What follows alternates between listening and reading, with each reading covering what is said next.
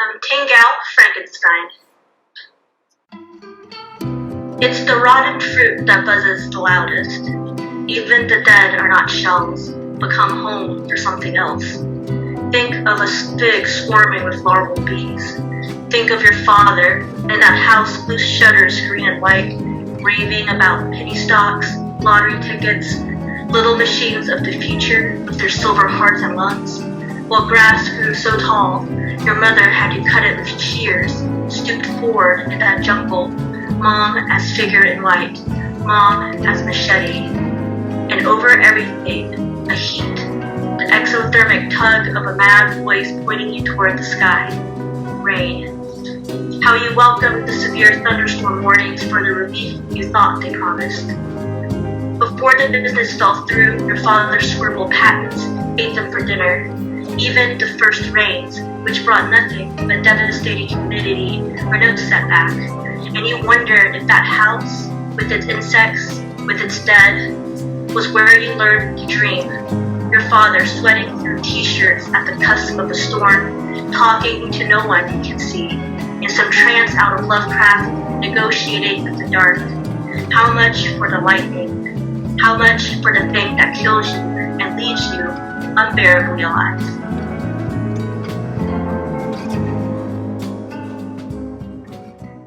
So for me, for writing poetry, it comes from the need to communicate, and from realizing that my story is worth telling and worth other people hearing.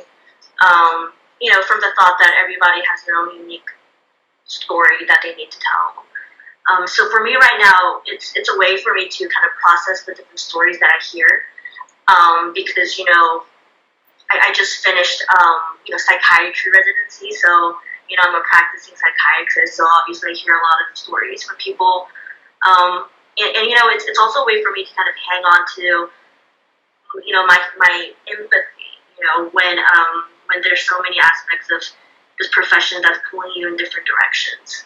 So I think that is kind of all of those things inspire me to write. So for this poem, I guess in short, it's kind of about between a conflict between a father and a daughter. Also, the conflict between sanity and insanity, expectations and reality, and in a way, life and death, and kind of the blurred kind of lines between those things.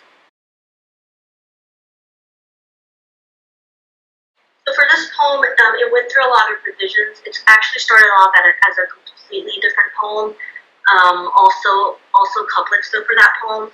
So I actually wrote this poem in the last year of college, the original poem, and then I didn't look at it again for 5 years. And actually when I was going back and looking at some of my old poetry, I was rereading it, and kind of out of that, I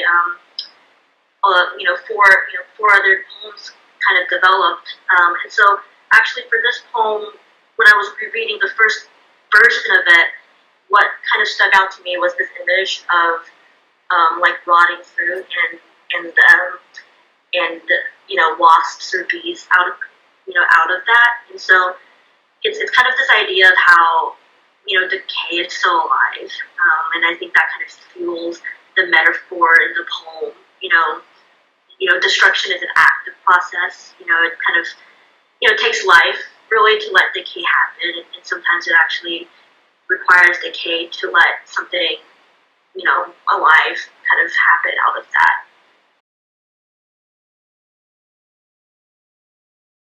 To write poetry, I think you have to read a lot of poetry. I think that's probably the most important one, because reading poetry, you kind of get in your head different rhythms.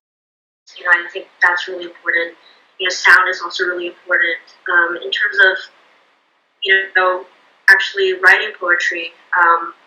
Someone gave me the really good advice about keeping a journal, so that when you have different thoughts come up, or images or phrases, you jot them down, because then you're able to kind of go back to that while you're writing or revising poetry, and things can end up being very fresh, because I think what's really important about poetry is that it's really interesting when it takes these turns that you don't expect, and it's you can't really come up with these turns. A lot of the times it requires taking a step back and like looking at stuff that you've written in the past, maybe different images that you didn't even think about, and then it'll suddenly become fresh or suddenly seem like it's applicable to what you're working on.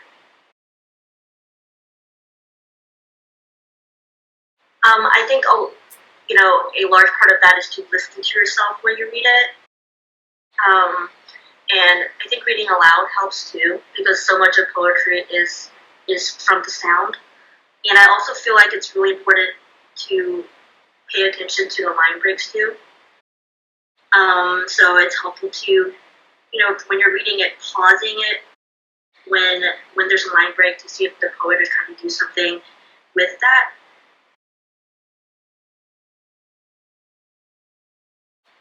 Well, the poem that always kind of sticks out in my mind is this poem by Ocean Vuong called Telemachus. I just feel like it's so powerful because it's very musical, and it kind of it encompasses a lot of what I really enjoy about poetry, which is sometimes poems take turns that you don't expect. So I really love that about it. With this poem, it starts off saying, like any good son, I pull my father out of the water. And it's just, to me, it's really interesting, because you think about, I pull my father out of what? You don't really think about the poet talking about pulling his father out of the water. I think that changes everything. And I think with this poem, it's just so musical. And it really resonated with me, too, because, I write a lot about family and relationships. And I think this poem talks about his father. And so I think that really resonated to me as well. Yeah, so absolutely. I think what was like when I was in college, being part of the Lewis Center for the Arts was really helpful in terms of, helping me write. I think the different poetry groups I was involved in Georgia and in Ann Arbor were also very important. So I think those are the people that, that come to mind immediately to shout out.